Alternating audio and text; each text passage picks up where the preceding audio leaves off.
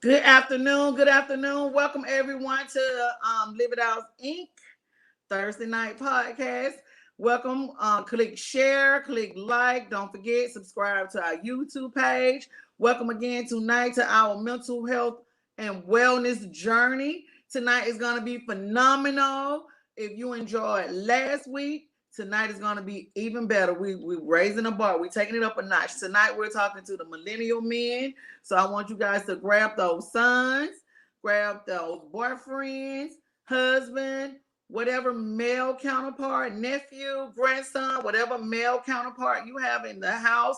Let them be a part of our segment tonight. We're going to continue to educate our community. We're going to continue to give resources. We're going to continue to heal because we're all on this mental health journey. And our theme for this year is healing. So remember, we did our it. So now we're on our journey. We're getting ready to talk to some young men who are going to give their version of let us in on how they think and how they handle, how they deal with their mental health. So get ready to type your questions into the feed. Janine, Adrian, hey, come on in, guys. This is going to be fun. Let's show some love. These are some amazing brothers. I've been talking to them backstage. I've been talking to KK backstage. These are some amazing young men. So it's just to know, it's just to go. Hey Tanya, it's just to show that it's some good brothers out there still growing, still doing their thing, still being kings, walking in a purpose, living a life. So we want to hear from the millennials tonight. I'm not going to bash them. I'm not going to say anything wrong, anything bad about them. We're going to listen to them. If you have questions, come on in. So I'm going to bring back from the stage. Oh, everyone, make sure you do your mental health check-in. I'm not going to go over the questions tonight because I want to jump right into this. But make sure, Regina, hey boo, make sure you do your mental health check-in. Regina, if Coleman is there, tell him I would love for him to listen in on the conversation tonight. So I'm going to bring back from backstage KK Hamilton and Montavius. Hi, guys. How you doing? Hello, and Thank welcome you. to Live It Out Inc. Thank you for having me. I am Thank you for so having me as glad well. that you guys could join us tonight. So I'm gonna let you tell a little bit about yourself, and we're gonna jump right in. So KK, you go first, and then Montavious, you go first, and then we'll dive right into this thing. Well, thank you for the invitation. Thank you for having me on tonight. My name is Kasin K. Hamilton. I'm a minister, author, activist, and I'm just glad to be here on tonight. And I look forward to this conversation. All right, hey, I like that. I love men.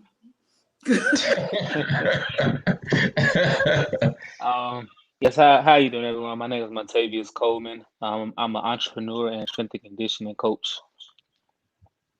You say strengthening and conditioning coach, like just do you do sports or it's just like a fitness Yes, coach ma'am. or what's that? I do sports, so I do personal training, but I mostly stick to strength and conditioning, like working with teams. I work with a high school now, a high school football team. I had interned at Georgia Tech previously. Oh, you better go. Well, all right, awesome. We got an author and a strengthening conditioning coach on the feed tonight. I love it. All right, guys. So, Living Out Inc. is an organization that tries to bring a wellness to about mental health, suicide awareness, and we try to get the word out in the community because it's such a stigma, and especially in the Black community about mental health, and especially when it comes to our men. So we've been trying to just through using social media to get the word out, get the resources out.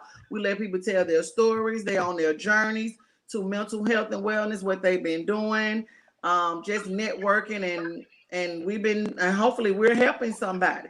Hey Cleveland, I'm glad you could join us. Okay, so my first question is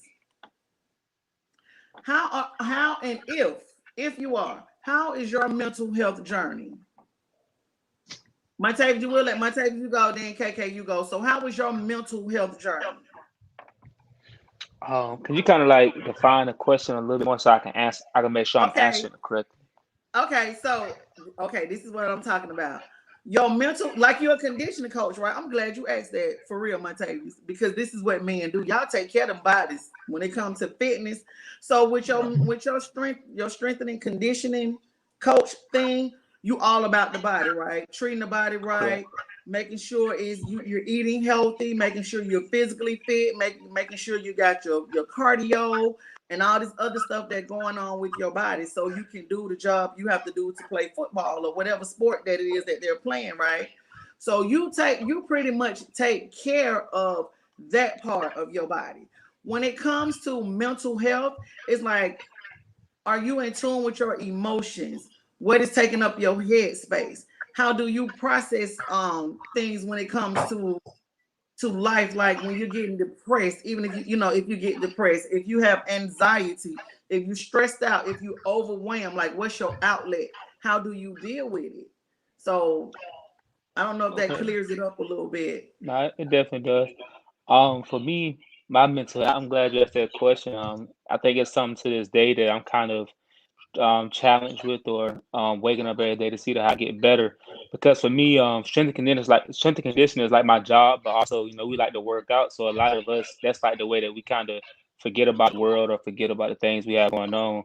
So I kind of just struggle with just balancing out my mental side or my mental aspect, because we get caught so much in, well, yes, I spend this much time in the gym. I'm never really thinking about, and then us as men, we're always taught to be strong and not really give emotion, and especially being in the setting I am, around younger athletes or around older athletes and men 24/7 and hooping and hollering and making sure that they're, doing what they're supposed to do. Sometimes we forget about ourselves, and it only hit us at night when it's time to go to sleep or when it's time to pay that bill. Like, I'm really kind of going through things, and I think for me as a man, like mentally, my biggest thing is being able to have someone I trust and talk to about those things that's not going to judge me. Because, us being called soft or being called, those names, because we do feel depressed because we all go through it. I think those are kind of like mentally challenging. And I think those are things that I dealt with now, as I matriculate, as COVID is being over. Because when COVID hit us, it hit a lot of people hard. So it's like Exactly. you trying to deal with those issues and the other issues you already had going on in life. So for me, it's just a daily balance of positive affirmation.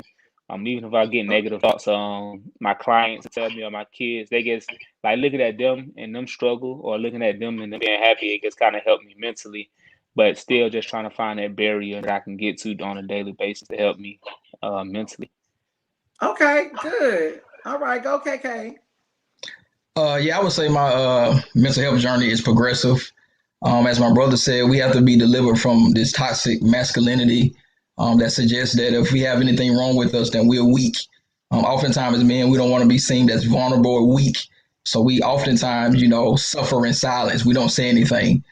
Just like my brother, today I went working out in the gym because that's a form of working out my mental health, exercising. So I think as a man, most of us men, just need to deal with our toxic masculinity, that we're not soft because we say we love someone. We're not weak because we give someone a hug or show affection. We're not out of our mind, so we show communication. I just think now, especially as young black men, we should be willing to verbalize our pain and not cover it up, because oftentimes we cover up our pain, it's translated to other things that are very destructive behavior. That's awesome. I am so glad. I'm so glad you said that because young men put on this facade of, they got to be beating their chest all the time and they won't express like what's making you so angry. Why you so angry? You got to be beating your Right. chest all the time. Bring it down. Like it's hard to see if you don't know.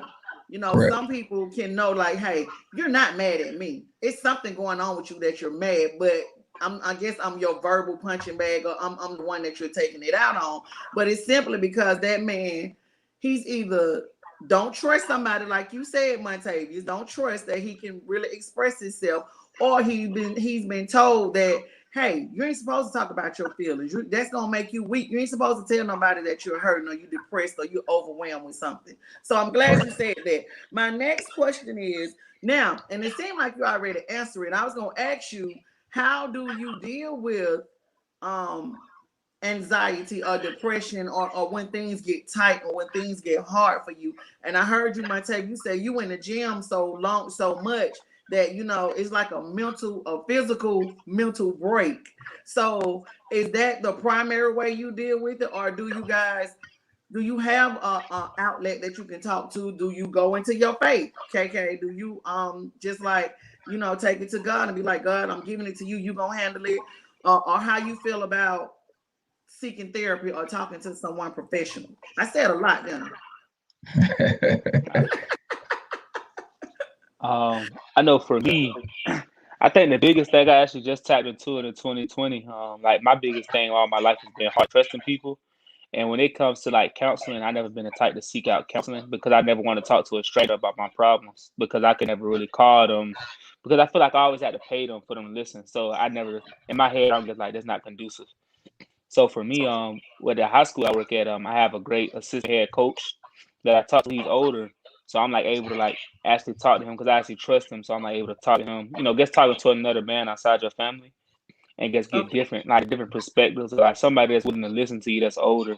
That really kind of helps me on the mental side when me dealing with things or the things that I have dealt with.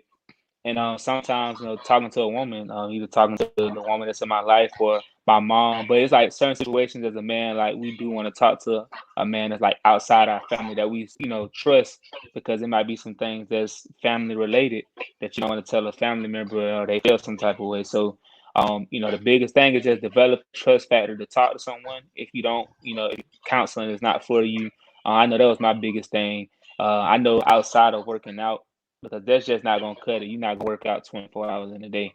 So, Correct. Yeah. I basically just had to find someone or if it's a group to whom it works best for them. They get really express myself because I feel like as a man, the best expression is talking.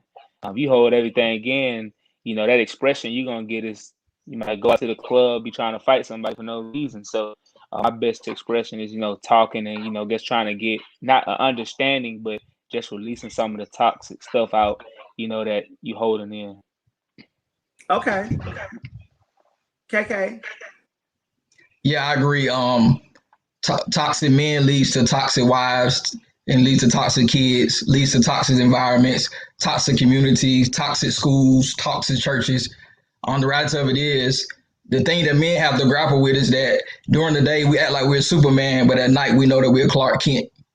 We Okay. know we know what our kryptonite is, but part of being a man in our society, we want to hide the Clark Kent from everyone. And even Superman at some point needed super friends to help him get out of certain situations. So I firmly believe, even as a pastor of a local church, I think we should merge psychology and theology. I'm a firm believer that you can't pray and fast everything away. But I believe Yeah. also too there's some practical examples of things we could use daily that the Creator has given us to help us sustain. Something simple as even psychology will tell you that people who are going through depression, they tell them to open up the blinds. Why is that? Because sunlight gives vitamin D, it gives you energy. Yes. Exercise helps you release certain toxic energy. Communication, even the Bible says, confess your faults to another that you may be healed. This is the reality of it is many people say they don't go to counseling, but you are, watch this, you're going to counseling somewhere. What you mean by that? Facebook has now become your counselor. Ooh. Instagram has now become your counselor. Why is that? Because it's a place where you're able to release what's really on your heart, even though you're not paying for it.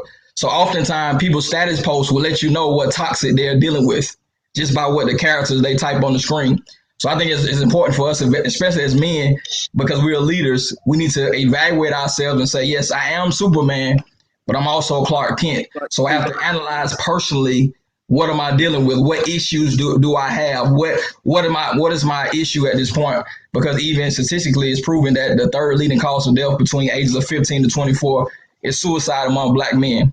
And they're Yes. killing themselves because they're suffering in silence because they don't want to talk about what they're dealing with. I'm living in poverty. I don't know my father. I'm dealing with sexual identity crisis. My dreams didn't manifest. I'm broke. All of these things men are trying to struggle with, but if they don't have the right environment that's conducive to help them with their healing, like I said, they will create a toxic environment.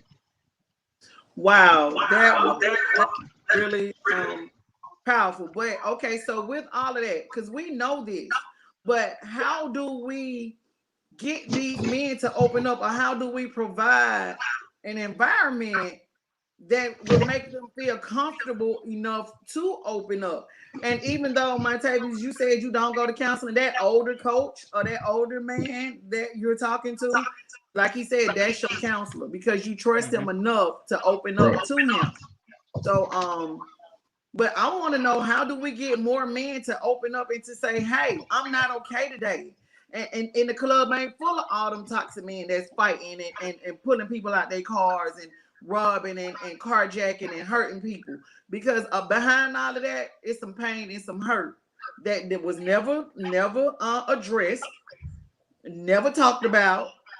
Something happened up under the table, and some of it is learned behavior. But I do believe a lot of our young men are dealing with something so painful, so traumatic on the inside, and they have no outlet. So their outlet becomes toxic. I'm mad, I'm angry, so I'm gonna take something.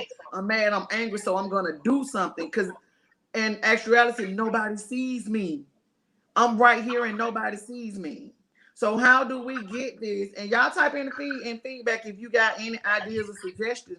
How do we make an environment conducive for our young men to say, hey, I'm not okay today. I need somebody to talk to. And I don't need it to be a therapist. I need some brothers that look like me, somebody that I can relate to, that, everybody that may not have a spiritual background to talk to.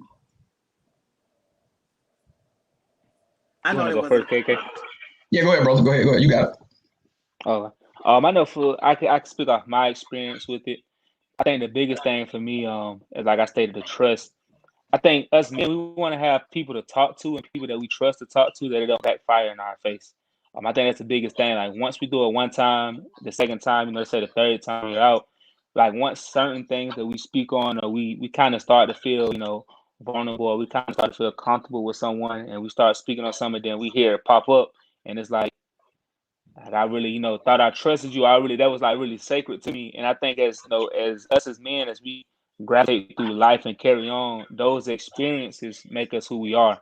So it's kind of just like I'm not gonna do something I did. I'm not gonna make another mistake I made. Like I'm not gonna keep making the same mistake. And so now that gets a man that's older, that's who don't want to talk to anybody, who keeps everything balled in. And those are men that you see like who are very toxic because they just don't have those key people. Like they love people, but they don't trust people. They love you Got with all their heart, but I hear a lot of people say, sometimes I say, like, I love you, but I just can't trust you. And it's not because anything that you did, it's just because the past experience I went through. And I feel like to get us to break through to that, it's just like you have to do things that's unexpected. And like the person that's around us just have to do unexpected things, or it's just the little things that they remember or say, to just help us get through that day. And it's just like, I see that you're kind of different. But at the same time, it can't be those little things that you do and say, and in the midst of an argument or midst of confrontation, you bring something up to belittle or make a man feel smaller.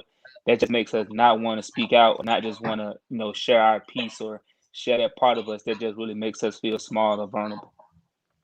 Wow, and it's a That's good. somebody put in the comment, we as women can't bash men when they do open up because it would cause them to shut down. So, and he just put the icing on the cake. So women, we Correct. can't bash them when they open up. We gotta just sometimes just listen to what they have to say. KK, you was gonna add something to it? Oh, go ahead, Montavious. And I also kind of KK spoke on it. I also want to say I think the hardest thing now, um, I know for me, I'm 23. I don't know how old KK is. He might be a little older than me. For now, in my generation, definitely social media kind of it hurts it. It hurts everything because if we have trust in someone that's close to us, or someone that's close to, like you said, our significant other, trying to love on us and do this and that. A lot of us have so much tend to social media. Like social media dictates so much of what we do. Like the woman that you love and trust can give you the right information or say the right things, but you can go to social media and one comment can get shut down your whole life. So I think like social media kind of hurts our generation a lot because like, we kind of piggyback off of the likes we get, the comments we get, like those things kind of really play a factor in our head. So I think it's just now it's more than what the woman can do or more than what mom, brother, cousin. It's just like what can you help bring out in a person to help them love and trust their self? That's the Correct. biggest thing I feel like for a man. A man has to love, trust himself, and has to actually face reality within can speak reality or speak what he's going through to somebody else. Okay, well said. KK, was you gonna add something to it? Yeah, the first thing I want to deal with is the relationship aspect. As I said earlier, when you're in a relationship, whether it's marriage or dating, you cannot expect your man to be Superman when you treat him like Clark Kent. Often women speak to the current condition of the man, but not the potential in the man. So what happens oftentimes when a man comes home to an environment that's toxic, he's not able to perform at a certain level because of the toxic environment. Just like a vending machine. If a vending machine is broken, it's just like a broken man. When you put something in it, you're not gonna get nothing out of it because it's broken. Yeah. See, women do not even understand the power of influence that they have, the grace they have on their life. A woman can watch this through her grace and flattery, can get a man to be vulnerable, to speak about the broken parts of him, to make him watch it do a self-inspection. But if the woman he loves is also speaking against him, then now he has an issue that's even further. Second, social media, watch this. Some people may not like this. Social media should be added to the list of mental illnesses because it creates a problem for many people. All right? Because in the world of social media, it's not reality. So watch this. Somebody can like your picture even though they don't like you. You can put up a profile picture that doesn't look like you in reality. You can say things you don't even believe because watch this. Social media gives you the ability, watch this, to create a perception that's not even reality. So like my brother said, now 300 people can like your picture, but the one hater say something, now you getting upset with them. You upset with that one person that said something negative. Not even knowing you have a 99% like rate, but the one is bothering you. Why? Because internally, we are always looking for the affirmation of other people.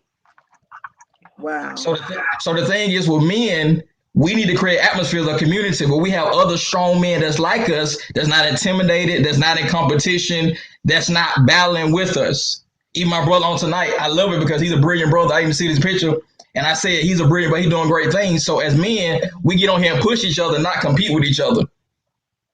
So you post something, I'm gonna post something. You post your Benz, I'm gonna post my Bentley because I'm competing with you secretly. And like I said, the reality of it is we all need healing because as men, we cannot become the potential that we need to be if we don't confess what's really bothering us on the inside. Okay. I hope y'all listening. I hope y'all listening and taking notes because I am. That is so true. That is so true with our men, with our young black men today. And we have got to do better. And I agree 100%. Social media should be on the mental illness list because a lot of people are basing their lives of what they're seeing on social media, and they care about what people. They really care about what people are posting on them. Okay, so good. We're gonna keep going, but KK, you wrote a book, so we're gonna get in some of these little relationship questions on how we deal with relationships. Yeah, I'm coming. Go ahead with it. Go ahead with it. So I just want you to put your book out there and let everybody know that you just wrote a book. You're a young author as well. Correct. And I'm putting I'll put it in the chat. I just wrote a book called Marriage is Not for Everyone. I'm gonna put it in the chat. You can look at it in the chat. We spoke about it before we first started. It's called Marriage is Not for Everyone. And the concept of the book is that, as it says, marriage is not for everyone. Nearly 50% of marriages start at the altar and then end up in the divorce court or the courtroom. And this book is a self-examination book to really ask yourself, is marriage for you? Some people find out that they're marriage material in the marriage. Some people find out after the marriage. It depends on where you are in your life. So this has to deal with some very serious questions about marriage because marriage is not for everyone. And the reality of it is many people are trying to get into marriage. Like I said, once again, one indicator that you know you're not marriage material, if you're trying to get married because you're trying to change your status profile, you should not be getting married. Marriage is a very serious institution, and there's a lot of things that go into it: money, sex, business, family, kids, property. There's a lot of detailed nuances that we should analyze before we go into marriage. So this book goes very in depth with this. Okay, and I'm looking forward to reading it. I'm actually going to order my copy today. So, getting into these kind of relationships, even like, let me go back to when you were a young man. Did you guys grow up with your father in the house? I did. You did? Okay. So how was that? Did he play like a very essential role on who you are today? Most definitely. I believe in and people may not like this, I believe that a mother and a father has this proper role in all of kids' lives. The analogy I always like to use is that the mother is the wall in the socket, and the father is the plug. And once they connect together, they create power. And I firmly believe in that. Even if your mother and father are not in the same house, if they're in unison about raising their children, it plays an impact on their life. So me being a man, being able to have a father in my life, it shaped and molded my mentality of what a man looks like. A lot of young men cannot be a man because they have never seen a man in their personal life. So you're asking them to be something that has not been modeled before them. So I was blessed to have an example before me, so I know how to be a man. And the reality is a lot of men don't have a man in their life. So now we're asking them to play a role that they have no idea about. Okay, wow. Montavius? Yeah, that actually intrigued me right there, KK. For me, I grew up. I was a single parent child, so I was just my mom. But gratefully, I had uncles and I had a granddad. My granddad was like my father figure. So the biggest thing for me, my granddad kind of took on that role from when I was young. So for Wow. me, I was able to see, and to this day, like I'm not even looked at. I'm the oldest grandchild. I'm looked at him as a son, even to this day. Like we have a business together and everything. So for me, he allowed me to see what a man was like. Even though he was older, he just allowed me to see what a man was like from a different perspective because I Correct. wasn't his child, and I seen him take care of his children even at an adult age and do for his children. So it just gave me a broader knowledge of what he did when they was younger. So for me, that just kind of like helped me out as far as not having my father in my life at all. Wow. So, okay, with that, you was in a single parent household and you had the help of your granddad and some uncles and stuff. Do you guys think that, and I asked this question last week, do you think that a woman can raise a man or raise a boy to be a man? I'm gonna piggyback off what Kay said. Basically, he put it. I don't think he put it any better. They both play their parts. I actually just had this conversation, with my mom about my little brother.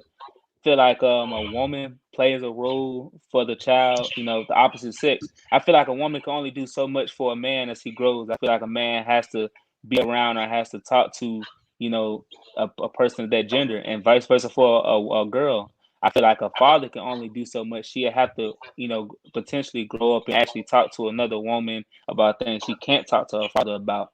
But I feel like, yeah, they both can raise a child to be great, but I also feel like it has to be someone in their life of the same sex, at least that they can talk to and just kind of, be able to, okay, now I understand this from a woman or a man perspective. But most definitely, you can raise a child, opposite sex or same sex by yourself.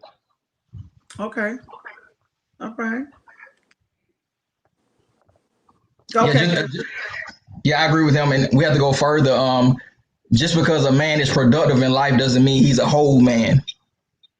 Meaning, just because he's successful in his career does not mean he's a whole man. So oftentimes we confuse a man being successful out of a single mother household as being a productive man, but he's not whole. As he said, you have to have other men in your life, other women in your life to help you walk down that path to be a man. There's just certain lessons that your mother cannot teach you. She cannot. There's certain emotions and feelings that she have that we cannot relate to. Even me having daughters, there's certain things that they're going to deal with emotionally, physically, that I cannot relate to. I can give them a book on it, but their mother has to come and say, this is what you wear during this time of the month. This is how you sit. This is how you conduct yourself. And even as a man, I had to tell my son, this is the type of woman you look for. This is how you drive your car at this certain time of night. This is where you go. There are certain things that men offer to the table, just like women offer to the table. But in this generation, I'm scared because we're now creating this narrative of that, watch this, you only need one to make it whole, and that's not true. So now we have a generation where it's Mother's Day. We love our mothers, 3,000 likes. On Father's Day, nothing's being posted. But the reality of it is, some people not gonna like it. The women on here tonight, there are a lot of trifling women that men are hiding their midst. Oh yeah. Oh, most definitely. Yeah. so yeah, just the truth. So we have to have a balance to say that we need men and women to come together, raise their kids. Even not putting in the book, watch this. You even have to be mature enough to say, even if I don't like you, I'm not here for you. I'm there for my child. I'm here for the child. Yes. So we have to go out. We have to go out on a date. You have to follow me on Facebook. Watch this. We don't even have to have each other's number. We just need to watch this. Make sure these bills are paid and my child is taken care of. Do you have the maturity to raise your kid after the nut has left? Yes, that was my question last. Yes. Correct. So you have to have the maturity to understand my priority is the child. Watch this. Who's the product of two consensual adults' action, who should not be paying for the penalty that we created. Exactly. So we got to work together to make sure the kid is productive. And I'm learning this, even talking to my adult children, that you don't want children to have to recover from their childhood when they get adults. Right.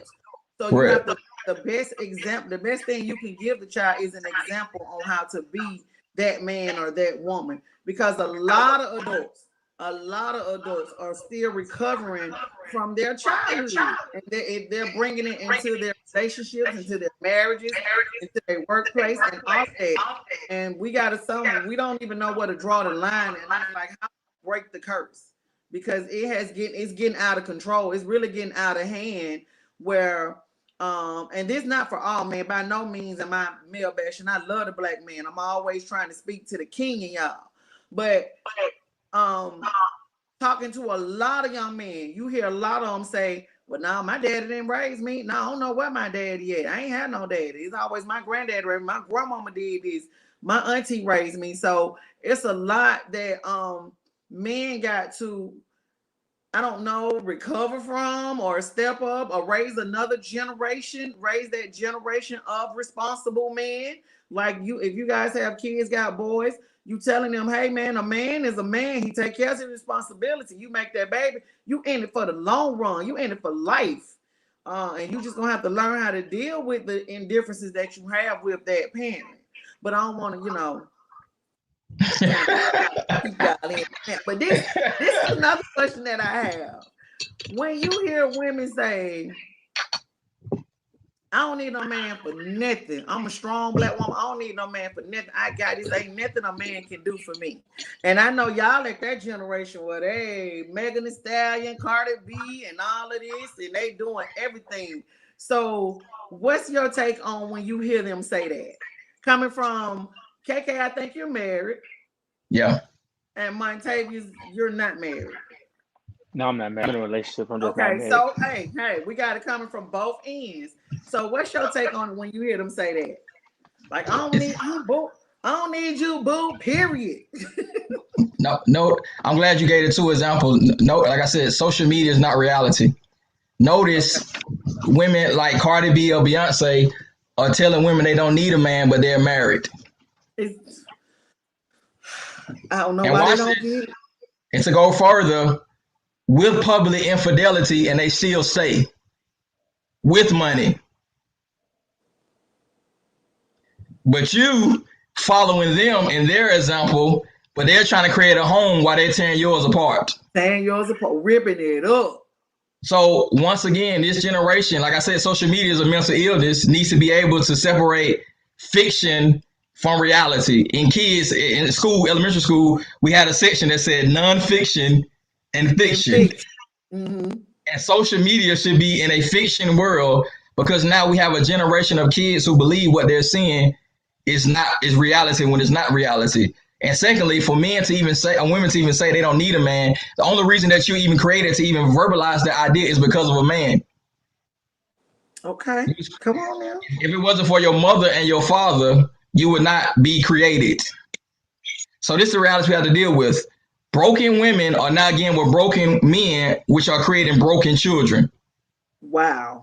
Women are hurt, men are hurt. Now they create broken children. So now we're the product of the broken generation. So now we say, I don't need a man, I don't need a woman, but we were created to be in together in unison with man and woman.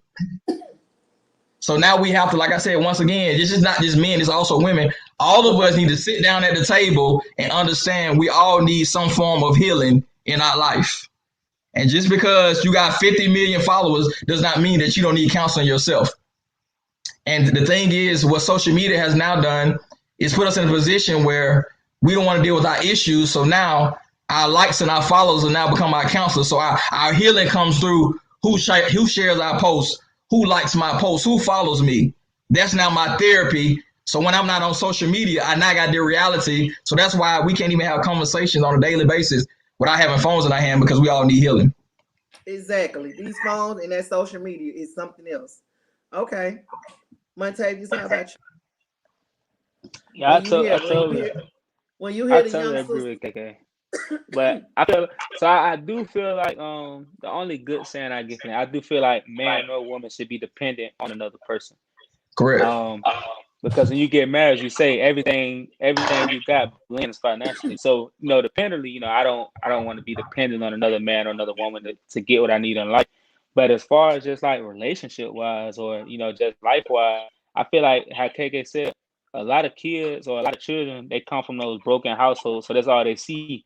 So now they have that stigma as they get older, is I don't need a man, or I don't need a woman, or I need this person because my parent did it by themselves, or I seen what, my mom did, or my dad, or my dad did, or my mom. So it's like, I don't need that. So a lot of that stuff stems from the broken family. And that just plays a bigger role. We always talk about it, even with Mm-hmm. our, the celebrities you just named. Every single last one of those persons, yeah, they're financially dependent on themselves, but they're all married. They're all looking for a relationship. Even before they was not married, they were all into the relationships. We all on social media. You see the blog, so such and such is dating such that, but they just Correct. dropped the 1.5 million hit song. I don't need this man, or pack yourself and leave. yeah, And people have to understand that everything has its reasons. Everything appeals to a person, so that music they're making appeals to the people, and it sells for them to make them money for their home.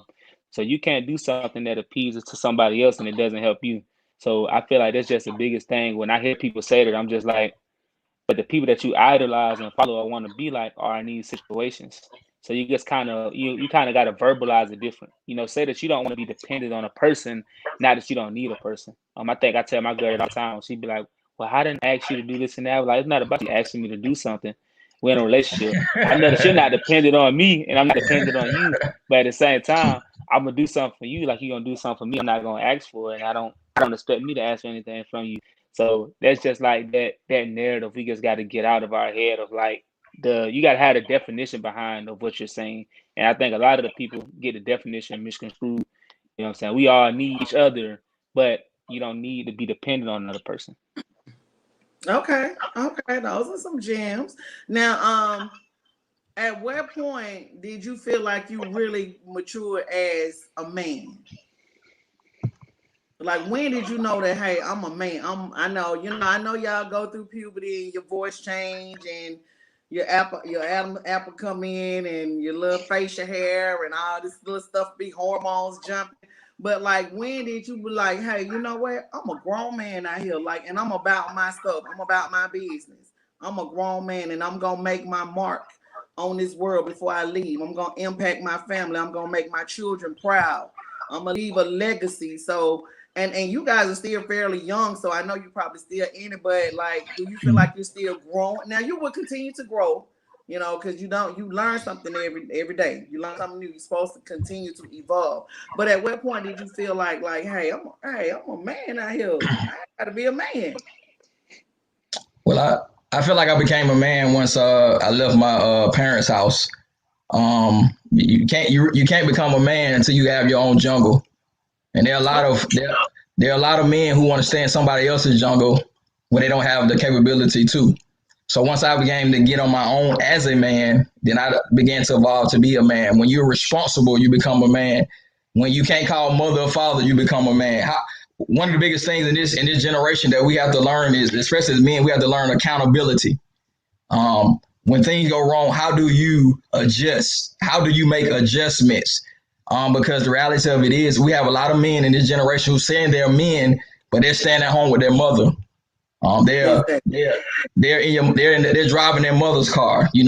They are watch this. They're living in the house. They don't even have any responsibility, not even paying bills. So back to what I said. Back to why you should have a father in the house. You need a father in the house to let you know, hey man, you grown. You need to leave and make it on your own. And I have a mother, watch this, who coddles you. Now you 40 years old, staying at home with your girlfriend, telling her what to do. Because Wow. a lot of kids in this generation has the baby boy syndrome of I'm gonna stay home with my mother with no responsibility, but then I want to dictate her life. So then what happens when they get grown? Their watch this. Their child removes from being a child, and now he becomes her boyfriend. I speak, So speak. They don't understand. they're in a relationship, but they're just not physically touching each other. So the Yeah, reality of it is, once a man has now responsibility of bills, taking care of children, taking care of personal responsibilities, then he's able to grow up. And I tell any man, the quickest way you want to grow up is get married and live with a black woman. It's gonna tell you how to grow up. exactly. But now, KK, some of these women out here taking care of these jokers. They Hey, out I here. have nothing to do with that. They out there playing mommy and girlfriend at the same time.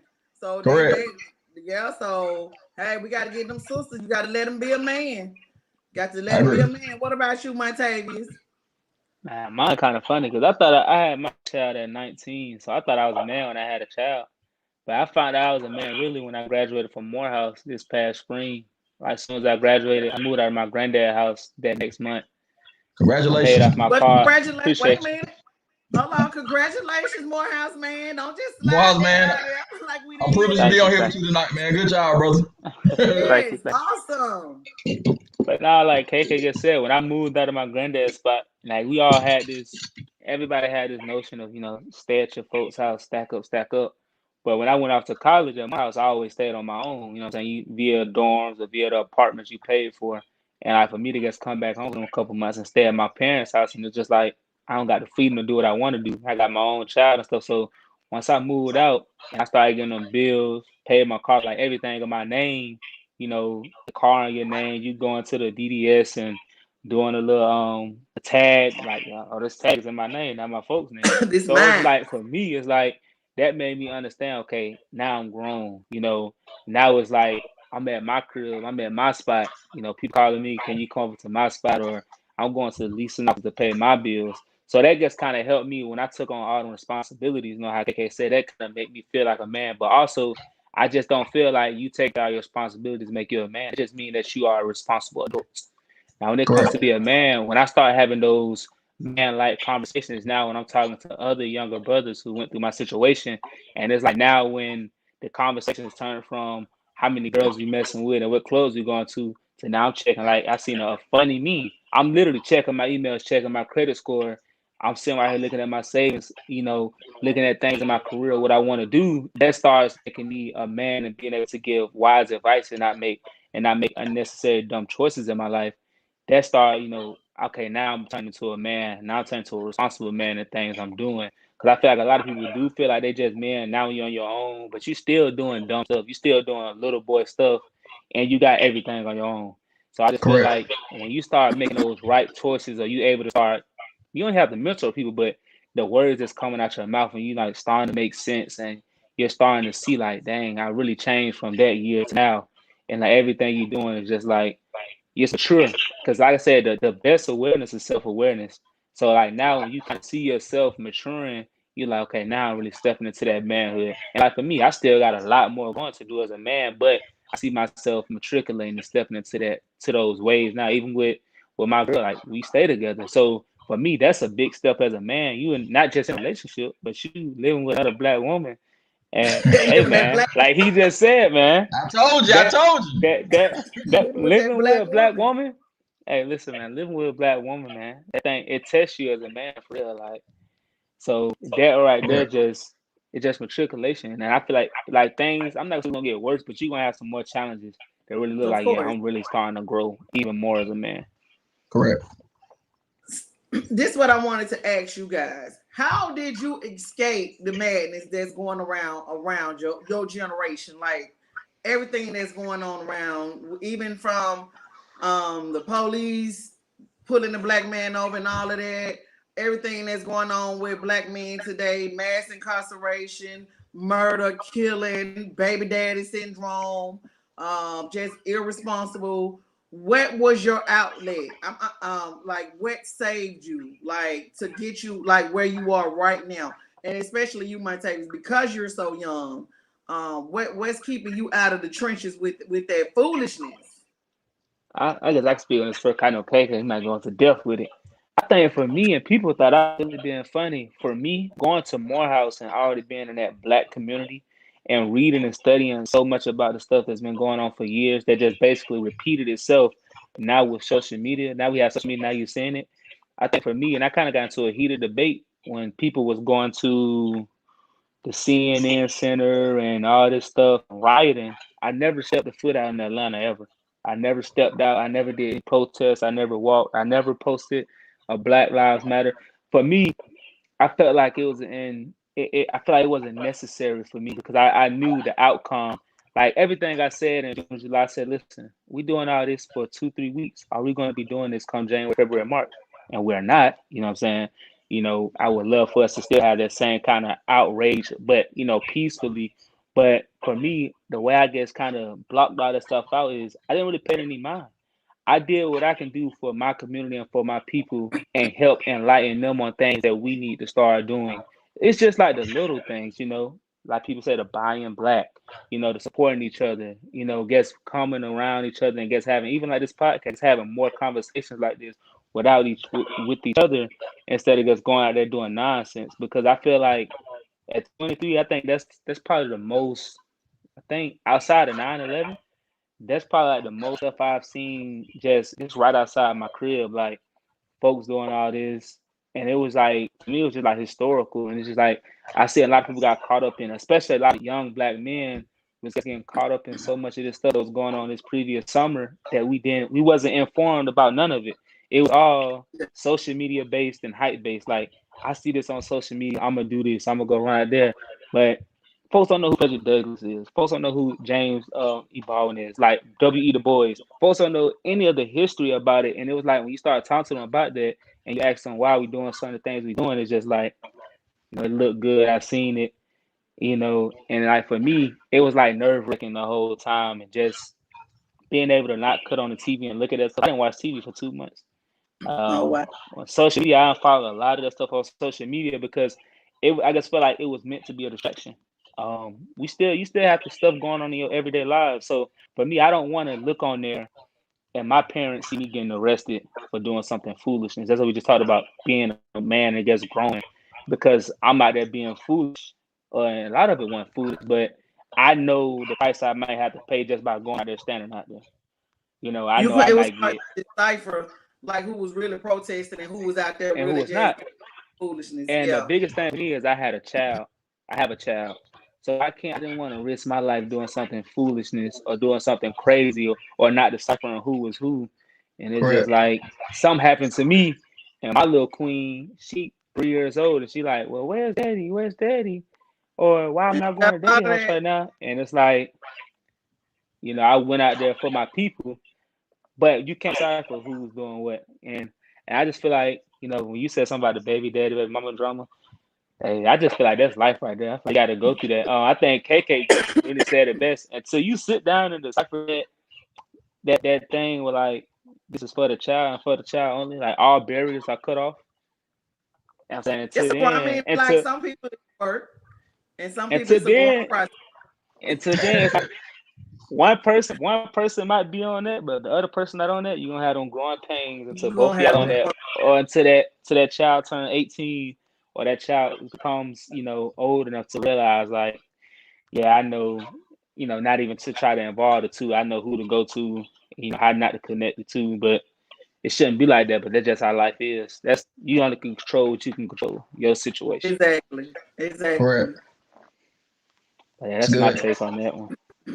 All right, go ahead, KK. For me, I think the first thing is the grace of God, because myself, I've been pulled over and encountered a situation with the police multiple times.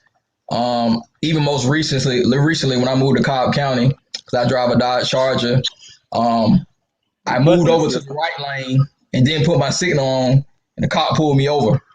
And I was a white cop. He got out the car, and I see him in the rearview mirror. And as soon as he gets out, he got his hand on his gun. Wow. But watch what gets me out of this. He comes to my car, rolls down the window. He's looking because he's assuming I got something. He looked at my tag in the window. He said, "Oh, you go to Emory University?" I said, yes, I do, sir. I'm in college. I just came from home from school. I'm tired. He said, okay. His hand went down. His whole demeanor changed. Because in his mind, is a black thug nigga in Cobb County doing something he should not be doing. Yeah. That was only the grace of God because it could have went left real quick. Exactly. This is why, as my brother said, James Baldwin is one of my greatest. I read him all the time. Even that's why he said, there's no way you could be a black man in America and not be in perpetual state of rage. Yes. Because you see, strong statement. Exactly. And you see what's going on in the environment around you. And then the second part, I agree with my brother is I want to make sure I make it home. Watch this. I don't want my children to see me in a casket because I tried to be a man that night. Because I felt as if I had a pride or ego. I had to say something to do something. So back to maturing now is I'd rather walk away from a fight than to get in the fight and lose my life to prove I have pride or ego. So now as a man, like me and my homeboys always says, men, you now have to make executive decisions.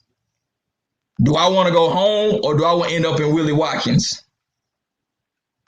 And it doesn't make you soft because you made an executive decision, because those same people that cheered you on after you won the fight, when you die, they can get an RP t-shirt, eat some fried chicken, and the next day they going on with their life.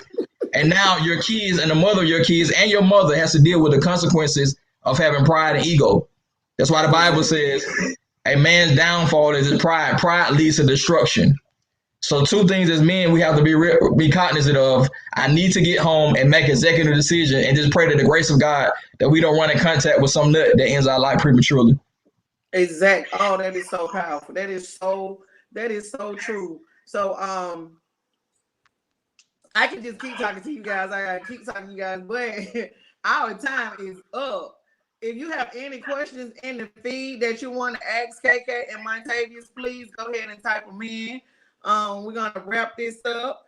You have the last question because I gotta know, but y'all married in relationships. Now, it's this side chick syndrome that's going on. So, and last week they was talking about how the side chick is so-called she's celebrated, but she's tearing down a bunch of homes and breaking up marriages. So what's your take on that? How do you deal with that, even if you have to deal with that temptation or you fall weak or if that opportunity is presented to you as a young man, as successful entrepreneur, author, preacher, coach, you got a lot, y'all a hot commodity. You know, y'all got a lot going on. So you really in the bullseye, you in the target eye, because somebody told me it's women out there get up every day and put on their eyelashes, their makeup, and everything they need to do to come get your man. So, no lie. I know for me, I can't think of the book. I got over there by I think Franklin. I forgot the book it was called. It was about lust. It was literally a book. I forgot what it was called. I'm gonna grab it, but I read that book a year or two ago and he dropped it. It's the she's an actor. Her husband, he's a preacher. You probably know what I'm talking about. He wrote a book, about lust. I read that book and that kind of really helped me. So, being in the profession I am and being like in the training gym, you have a lot of Franklin. Yep, him, Devon Franklin. I read that book he wrote. That was a great book. Correct. You have a lot of parents, you have a lot of women, a lot of athletes that like older that want to talk to you. I feel like look in the mirror, lust. Do you want what you're in? Do you want to be in a relationship? As my brother wrote a book, is marriage really meant for you? So you really got to sit there and look at yourself and be like, is this worth losing what I got at home? Is this worth losing what I got my time and money invested in? So I think for me, that's just kind of why I look at it at. I don't really believe in the side chick thing. Like, the chick I got is a chick for me. I feel like I'm not going to do nothing to break my home. If I didn't want that home, I wouldn't have made that home. So, I just think a man has got to learn, has got to go through at a young age or even at an older age, go through that lust syndrome, get it all out. I'm not going to get it all out, but like I said, we are men. You're going to look, you know what I'm saying? If you go out with your brothers or whatever to a club or something, hey, you're going to look, you're going to talk. Ain't nothing wrong with that. But you taking action, that's a different thing, Don't take action on that. Because I feel like women do the same thing. Women, y'all go out first. Y'all going to look, y'all going to talk, but there's no action being taken, so there's no wrong. We are human at the end. That's just my take on it. Okay. 5 minutes of pleasure. Yeah. Give you a That's lifetime of pain. Actually, that's what that's correct. Mr. Cleveland said last week. He was like he wasn't gonna risk it. He couldn't risk it. He been married 30 years. Shout out to Cleveland and Regina. Go ahead, KK. Yeah, I agree. You know, when I was younger, it was easier to make bad decisions because there was nothing to lose. But once you become older, you have to make once again, you have to make executive decisions. So at this point in my life, he's also my brother who just graduated from Morehouse. In order for us to play right now, we would have to pay. So we have to think carefully about the decision that we make because the decision that we make now can come with all type of extra headaches and things that we don't even want to deal with. So now we have to have the maturity of it saying, is this really worth it? The reality is, like you said, men are going to look, they're going to have desires. But as you get older, you have to make executive decision and say, hey, this is something I really want to engage in. And also, too, the side chick syndrome is nothing new. Side chicks and hoes been around since the beginning of time. Yes, they have. It's just now that side chicks and hoes are getting paid for their profession. That's the only difference. Exactly. That is so true. They've been there. They've been there. They have been there. So y'all stop paying them. And y'all stop accepting them. Stop accepting that. It's not okay. If you want to be with old girl, let him go on over there and be with old girl.